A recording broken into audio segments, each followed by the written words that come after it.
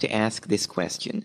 Could the high death rate at the camp have occurred if the gas chambers were used only 20-30 minutes during 24 hours, as Pieper initially claimed they were?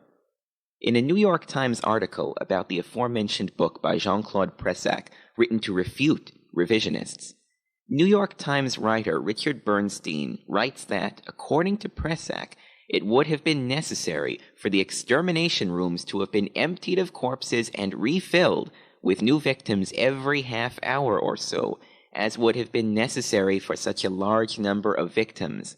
In other words, he realizes that for such a high death rate, multiple gassings every day at an extremely fast pace would have been necessary. So what we have here is a contradiction.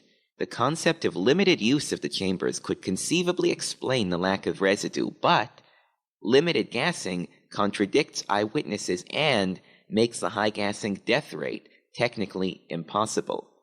Also, the concept of limited gassing makes ridiculous the idea of German intent to completely wipe out the entire Jewish population.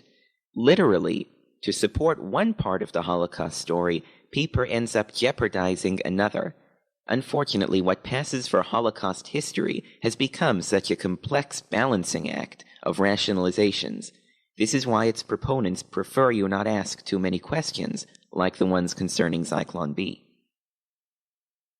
And what about the gas itself?